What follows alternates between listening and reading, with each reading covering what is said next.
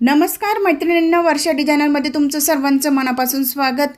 या व्हिडिओमध्ये चुन्यांची फुगाबाई बघणार आहे। चुन्यांच्या फुगाबाई म्हणजे खूप सोपी पद्धत आहे, दिसायलाही छान आहे आणि शिवणालाही अगदी सोपी आहे। कमी वेळात शिलाई जास्त मिळते, या पद्धतीने ही फुगाबाई आपण शिकणार आहे। मग त्यासाठी तुम्ही पूर्ण व्हिडिओ बघा, चॅनलला सबस्क्राईब करा।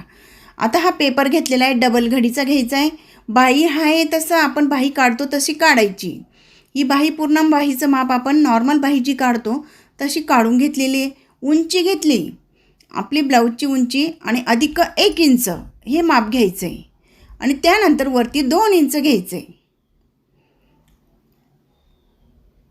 2 इंच घेतल्यानंतर आपण इथं 2 इंच, यानंतर 2 इंच घेतले वरती आणि आपली नॉर्मल बाही इथं पेनाने मार्किंग केली।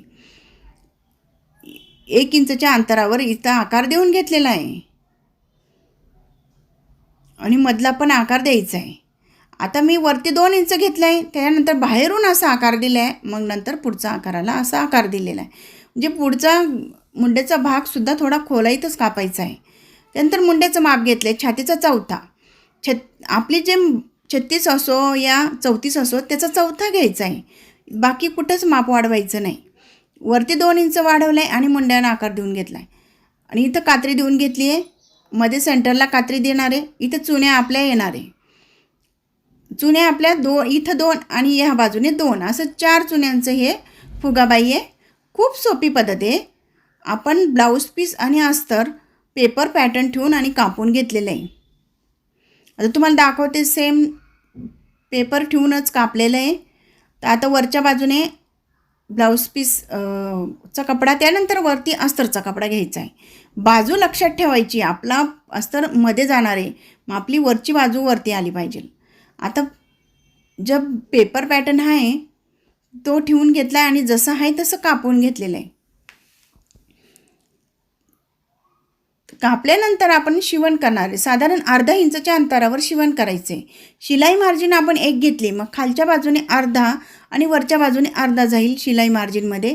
मग एवढंच अंतर घेतले, मग तेवढंच अंतर दाबायचं आहे, कारण की खूप जास्त दाबल्यानंतर आपली बाही कमी होते, म्हणून दाबटीप देऊन घ्यायची अस्तरच्या बाजूने। अस्तरच्या बाजूने दाबटीप दिल्यानंतर पलटी केली आहे आणि या पद्धतीने हाताने प्रेस करून घ्या, किंवा तुमच्याकडे प्रेस असेल तर प्रेस करून घ्यायची आणि हा एक कपडा तसा बाही आपण कटिंग केली तसं शिवण करून घ्यायचे। खूप सोपी, कमी वेळात सुंदर असं ही बाही दिसणारी, तिचं लुक पण छान आहे। ब्लाऊज साडी व्यवस्थित मॅचिंग असलं की छान दिसते। त्यासाठी तुम्ही ही नक्की बाही ट्राय करून बघा। खूप सोपी पद्धतीत तुम्हाला दाखवलेलं आहे, चुकणार पण नाही। या पद्धतीने तुम्ही कटिंग करा, कधीच तुमची बाही चुकणार नाही।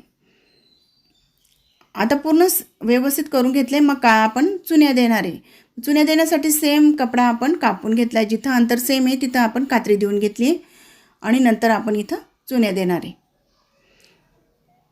पेनाच्या सहाय्याने किंवा टोकदार वस्तूने अशा चुन्यांचा चुन्या देण्याचा वापर करायचा आहे। असं या पद्धतीने चुन्या आपण दिल्या का आपल्या चुन्या एकसारख्या येतात, कमी जास्त होत नाही, कारण की एकसारख्या चुन्या असल्या तर ब्लाऊज छान दिसतं। या पद्धतीने आपला हा पप आलेला आहे, खूप छान दिसतं। ब्लाऊज घातल्यानंतर हा पप नॉर्मल असा वरती येतो, त्यामुळे ही पद्धत नक्की ट्राय करून बघा। तुम्हाला व्हिडिओ आवडला असेल तर नक्की लाईक करा। धन्यवाद।